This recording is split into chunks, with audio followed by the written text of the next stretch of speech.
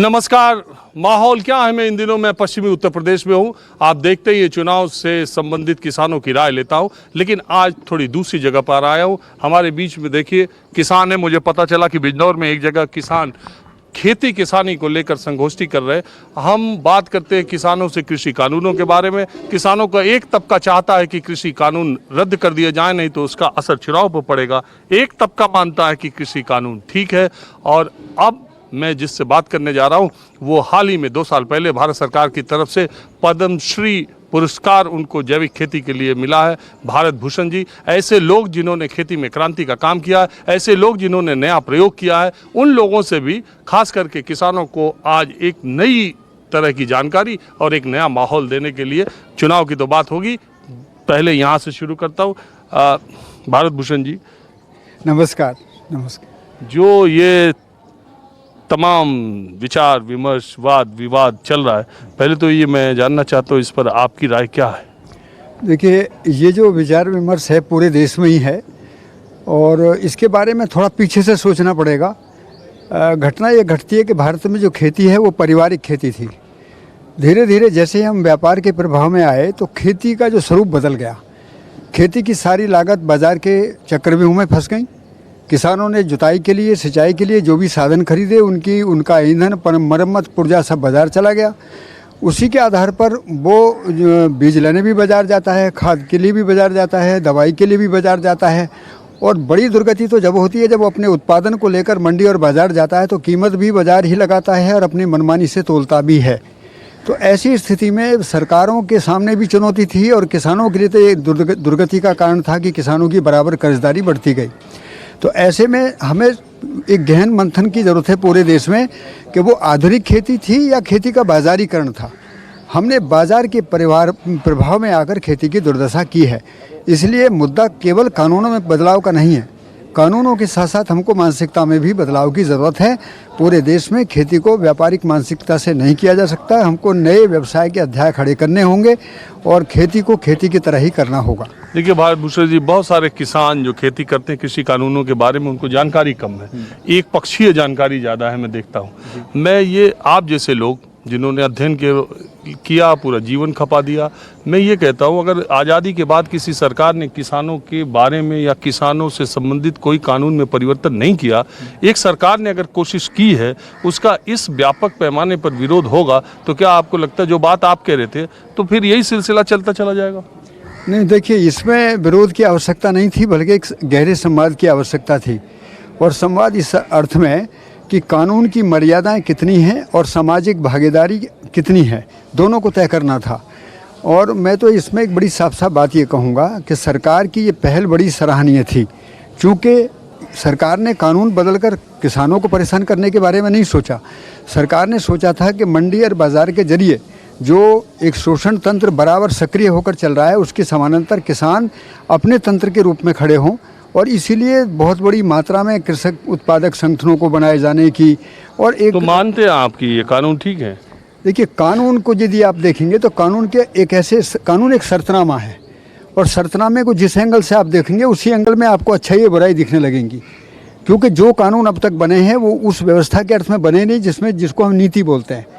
तो इन कानूनों में बदलाव की जरूरत, केवल कानून के बदलने से किसानों की हालत ठीक हो जाएगी ऐसा नहीं है। और इन कानूनों से ठीक हो जाएगी? इन कानून नहीं, जो नए कानून भी लाए जाएंगे उनसे भी नहीं होगी।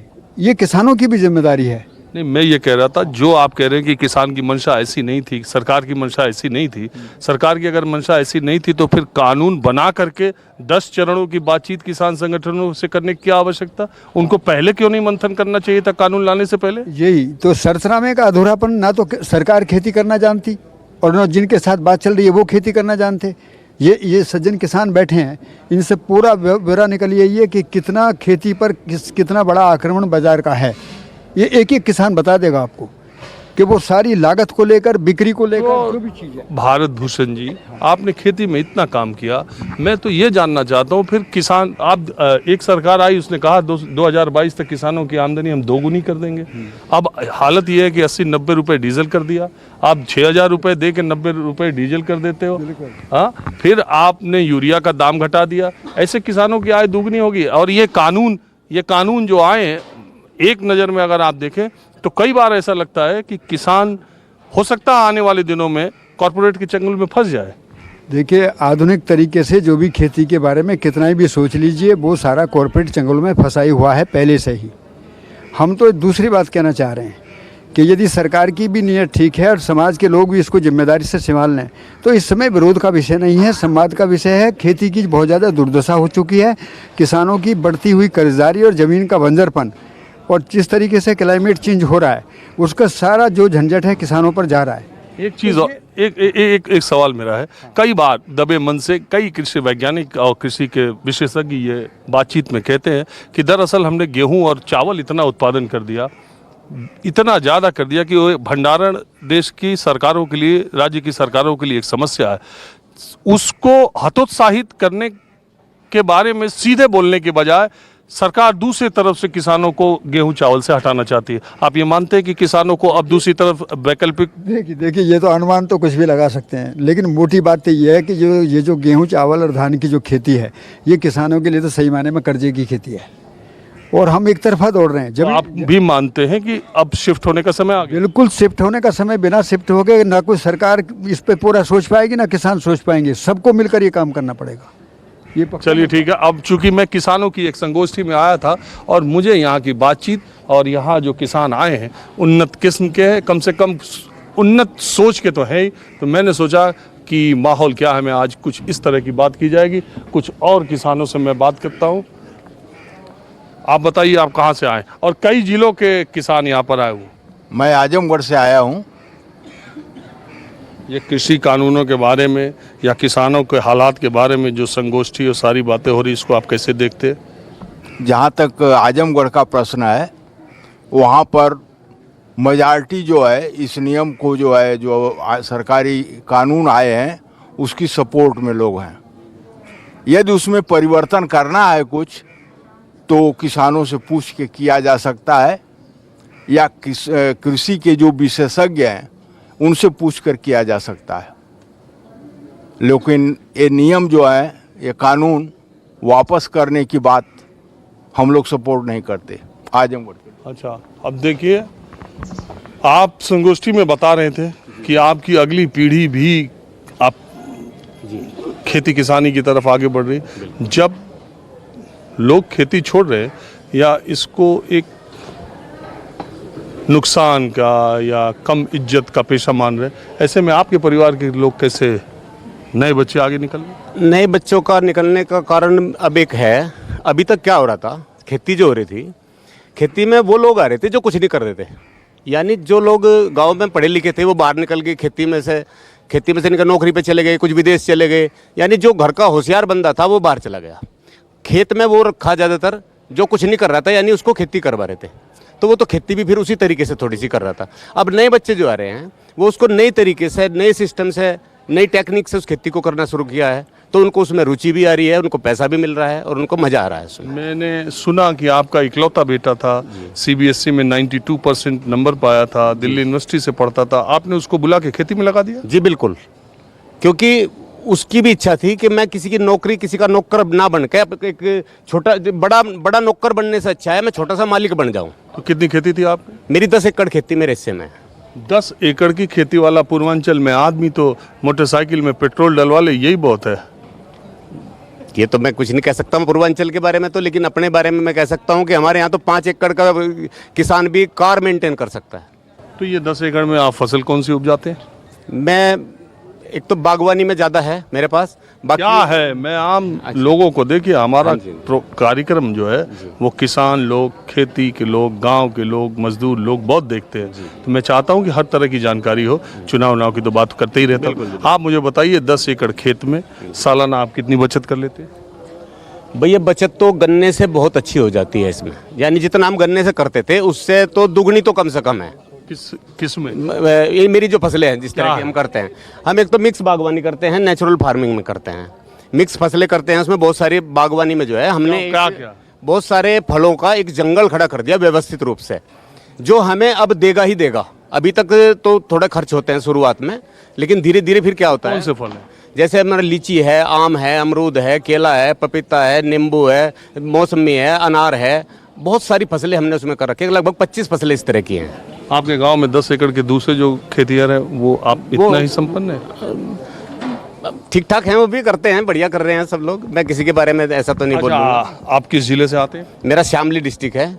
यहाँ 10, 12, 15 जिलों के कुछ कुछ किसान आए हुए हैं। तो मैं ये जानना चाह रहा हूँ कि ये जो कानूनों के बारे में और ये चुनाव के माहौल के बारे में किसानों के बीच में क्या चल रहा है? भैया मैं उस लफड़े में ज़्यादा पढ़ना नहीं चाहता राजीव जी, क्योंकि वो एक अलग मुद्दा है और मैं उसमें ना पढ़ के, अब किसान को अपनी दशा खुद सुधारनी चाहिए, अपने रेट खुद बनाने चाहिए, चीज़ की क्वांटिटी ना बना के क्वालिटी पर ध्यान दे। अरे कानून को सही मानते हो गलत मानते हो? कानून कुछ सही भी हैं, कुछ गलत भी हैं। उसमें कुछ चीज़ें जो संशोधन के लायक है उनमें संशोधन हो जाना चाहिए, जो गलत हैं वो हट जाएंगी तो वो अच्छा है। और कानून की वजह से और किसान आंदोलन की वजह से शामली, मुजफ्फरनगर, बड़ौद, बागपत, इनमें बीजेपी को नुकसान हो सकता है क्या चुनाव में? देखिए, आप मुझे चुनाव में ना घेरें तो ज़्यादा अच्छा है। वैसे चुनाव में इतना ज़्यादा नुकसान मुझे तो नहीं लगता। एक वर्ग है थोड़ा सा जो इस तरफ झुकाव हो रहा है। हम भी किसान हैं, किसान की बात भी करते हैं, ऐसी कोई बात नहीं है। क्या है योगी में? योगी में सुरक्षा है, नहीं तो दिन में ही लूटना तो कहीं ही कोई ही। एक जो है बहन बेटी किसी भी तरह घूमा, कोई दिक्कत नहीं है कहीं भी। और कर का खाओगे ना, कोई बिना करो मिल जाए किसी को, भाई नहीं मिल जाए कहीं तक। जो अच्छा काम कर रहा है वो खुशहाल है, और जो नहीं कर रहा है वो दुखी है। बस सरकार बहुत बढ़िया है, सरकार में कोई कमी नहीं है। और न कोई कुछ ही कहता फिर जो जिनकी लग नहीं रही ना 9 नंबर 2 नंबर वालों की, मैं बता रहे खराब, जो वहाँ जेल में पड़े और कुछ यहाँ गाँव में बैठे तड़के गए नहा धोएगा और जेब में लाए 5,000 रुपये घेर कर फिरी गए बका बुकू के लोगों को, और सांझ को बाल को खत फल फ्रूट ले। मैं सोच रहे कैसा होगा भाई, ये हो बात, और कुछ भी नहीं बात। और ये मायावती? मायावती का कुछ नहीं है यहाँ। उसे तो 10-20 सीट मिलेंगे मुश्किल तो। आप कहाँ के रहने वाले हो? मैं उनका पुरका जी के पास में, कस्बा पुरका जी, मुजफ्फरनगर का। आप बताओ। आपका स्वागत पहले तो बिजनौर की धरती। मैंने आपको गाजीपुर बॉर्डर पे भी खूब देखा, खूब बात करी, तो मैं तो स्वागत कर रहा हूँ कि बिजनौर की धरती पर आए। अरे मैं तो ऐसे घूम, मुझे तो किसान हिंदुस्तान में घूमते मुझे देखा, मैंने बंगाल में भी आपको देखा, खूब देखा आपको। अच्छा, आपको बहुत शुक्रिया। हाँ जी, आपने कृषि बिलों पर आप बात कर रहे थे।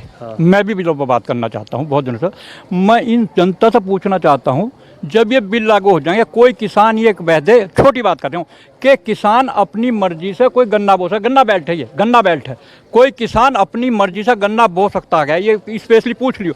किसान वो गन्ना बोवेगा जो मिल चाहता है। मैं तो रिजेक्ट बोऊँ, वो लेता नहीं। मैं सामान्य बोऊँ, उसका रेट लगा, वो लेता नहीं। वो तो वो बुआव है जिस पर अर्ली पर रेट वो रिकवरी ज़्यादा होगी। तो जिस दिन कानून लागू हो गए, मैं अपनी मर्जी का बीज बो नहीं सकूंगा, ना अपनी मर्जी का गन्ना बो सकता हूँ। मैंने एक उदाहरण दिया, कोई किसान हाथ बो रहा है वो अपनी मर्जी से गन्ना बो सकेगा, ये पूछ लो। तो जिस दिन लागू हो गए, यहाँ कौन किसकी होगा, यहाँ अगर समर्थक होगा कौन किसी का समर्थक हो, वो अलग बात है। लेकिन कृषि कानूनों में MSP की बात करते हैं आप, MS की बात करते। MSP गेहूँ क्या भाव बिक रहा है भाई जिला बिजनौर में, गन्ने में जरा बताओ इस वक्त MSP जो 1975 था क्या भाव बिक रहा? 1500 गेहूँ बिक रहा। जब और प्रधानमंत्री का MSP है, थी, रहेगी, पर रहने से क्या मतलब है? MSP पूरे सीजन में क्यों नहीं रहनी चाहिए? जब भी भाव बिका पूरे सीजन में बिका। जिस चीज़ का धान अब बिकेगा, बिक नहीं सकता। तो ये कानूनों का कुछ जो पक्षधर है। देखो, मैं तो वैसे चुनाव बहुत दिन है, मैं माहौल क्या है करते रहता हूँ चुनाव के बाद, लेकिन ऐसे नहीं है। मैं किसानों की बात करता हूँ, क्योंकि यहाँ पर 12-15 जिलों के किसान संगोष्ठी कर रहे थे। मुझे कहीं से पता चला कि यहाँ, तो मैं आ गया जानने के लिए कि किसान क्या चाहते हैं, क्या और किसानों की हालत सुधरे कैसे। किसानों की हालत सुधारने के लिए तो सरकार को कड़े कदम उठाने पड़ेंगे जी। तो ये जो उठा है, हालत बहुत बढ़िया नहीं है किसान। ये जो कड़ा कदम उठा, अच्छा, ये जो कार्यक्रम आज हो रहा है, ये जो कड़ा कदम सरकार ने उठाया 3 कानून के, ये कड़े मानते नहीं, कानून कड़े हैं, इसमें कोई दो राय नहीं, लेकिन उनमें सुधार की गुंजाइश भी है। दोनों पक्ष बैठ कर अगर ठीक बातचीत करें, मैं चाहता हूँ कि किसानों के सरकार के बीच में बातचीत हो। कहीं अगर अवरोध है तो उसको दूर किया जाए, ऐसी बात नहीं, संवाद से ही रास्ता निकल जाएगा। अच्छा, आप ये मानते हो कि ये कानूनों का विरोध या समर्थन राजनीतिक है? हाँ, राजनीतिक, ये तो राजनीतिक है। समर्थन भी राजनीतिक है और विरोध भी राजनीतिक है। बातचीत ही राजनीति को खत्म करते हैं और समाधान की तरफ ले जाएगी। ऐसा नहीं कि कानून बिल्कुल खराब। आप बताओ कहाँ से आओ? मैं देवीदास वाले से आया हूँ, मडावर के पास से। और आज डॉक्टरों के यहाँ लाइन लगी खड़ी है, पब्लिक की नाम लिखवाने के लिए भी लाइन लगी खड़ी है। तो सबकी समस्या की जड़ में जो है कि अंग्रेजी खाद और बीज है। तो मैं कहना चाह रहा हूँ कि आप ज़रा इस बात का प्रचार करें कि जैविक खाद का उपयोग लोग करें तो इस समस्या से निजात मिले। लेकिन ताऊ जैविक के नाम पे भी तो बहुत बड़ा बाजार खड़ा हो लिया। ऑर्गेनिक के नाम पे ऑर्गेनिक, ये गुड़ इतने का मिल रहा, ऑर्गेनिक गुड़ इतने का, ये गुड़ इतने का, वो ऑर्गेनिक चीज इतने की, ये भी तो बाजार हो रहा। जब आज मांग ज़्यादा है, आपूर्ति कम है, इसलिए रेट ज़्यादा है। जिस दिन मांग बढ़ गई और आपूर्ति भी उसके हिसाब से बढ़ जाएगी, उस दिन रेट बराबर आ जाएगा। समझे नहीं? जैविक खाद। हाँ जी, आप कौन सी खेती कर? मैं तो दोनों कर रहा हूँ, जैविक भी होती है मेरे यहाँ, वो भी होती है, दोनों खेती करते हैं हम लोग। मैं किसानों की खेती किसानी की बात करने के लिए आप लोग यहाँ इकट्ठा हुए थे और ये माहौल जानने के लिए कि दरअसल किसानों जो असली किसान हैं उनकी स्थिति है क्या, वो क्या सोचते हैं कानूनों के बारे में, वो क्या सोचते हैं सरकार के बारे में, वो क्या सोचते हैं गन्ने के बढ़े दाम के बारे में। किसान की स्थिति को इस तरह से नहीं आंका जा सकता। जो क्वेश्चन आपके हैं हमें उन्हीं में जवाब देना है। आप ये कहें कि किसान क्या कहना चाहता है, तो आप बोलिए, बात समझे ना? आप बोलिए किसान क्या? आप अपने क्वेश्चनों को हमसे कहलवाते हैं, उत्तर भी हमसे चाहते हैं क्या? किसान को संतुलित खेती करने की ज़रूरत है। सरकार को संतुलित खेती बनाए रखने के लिए किसान पर ध्यान देने की आवश्यकता है। हाँ। सरकार को ध्यान देने की आवश्यकता है, वो नहीं दे रही है। कहाँ दे रही है आप मुझे बताएं। खेती से किसान का रुझान क्यों हट रहा है? क्या जाना? क्या युवा अभी बीच में अभी किसी ने क्वेश्चन करा था कि नई पीढ़ी आ रही है वो खेती बढ़िया करेगी, निश्चित रूप से करेगी। क्या खेती में नए बच्चों का रुझान है, और अगर रुझान हटा है तो क्या कारण है? सरकार को देखने की आवश्यकता नहीं है, ये काम सरकार के हैं। रही आपका कौन से कानून की बात आप कर रहे हैं, कोई भी कानून लाइए आप, जिसके लिए लेके आ रहे हो सर्वथा हित उसका पहले आपको देखना होगा। इससे काम नहीं चलेगा कि भाई हम बहुत बढ़िया विदेशों में भेजेंगे माल और वहाँ जाएगा और बिकेगा। कैसे बिकेगा? उसे करना सिखाइए ना। आपकी जो मशीनरी वो फील्ड में जाए, फील्ड में रहे। क्या योगदान है खेती में मशीनरी का? आपकी सरकार की मशीनरी का योगदान क्या है? सिवा अनुदान देना वो नहीं है। कर्जा माफ कर देना ये नहीं है, ये बिंदु नहीं है कर्जा माफ कर देना या वो करना। किसान की स्थिति को जाके आकलन करें, और वो कौन करेंगे? जो जिलों में बैठे हुए अधिकारी हैं, और वो जिलों के जाने अधिकारी कितना सर्वे करते हैं, कितनी समीक्षा करते हैं, कितने लोगों के बीच में बैठ कर पंचायतें करते हैं सच्चाई के रूप में। आप सिर्फ अपनी सरकार की नीतियों को उस तक पहुंचाने की कोशिश करते हो ज़्यादा से ज़्यादा। बाबूजी, मैं ये जान, आप शुरू से खेती करते हैं? हाँ, मेरे तो पूर्वज करते आ रहे हैं, बहुत पीढ़ियों से करते आ रहे हैं। आप नौकरी में थे या किसान? मैं नौकरी में भी रहा हूँ, नौकरी के साथ साथ बीच में आता भी रहा हूँ, देखता भी रहा हूँ, और अब खेती कर रहा हूँ। मेरे बच्चे भी खेती कर रहे हैं, अच्छी खासी खेती करते हैं हम लोग। लेकिन अच्छी खासी खेती करने के बाद और पूरे समर्पण के बाद हम करीब 100 बीघे ज़मीन मेरी ऑर्गेनिक खेती में है पिछले 15 साल से। सिंगल प्लॉट है, आज तक सरकारी मशीनरी का एक व्यक्ति उसे देखने नहीं गया।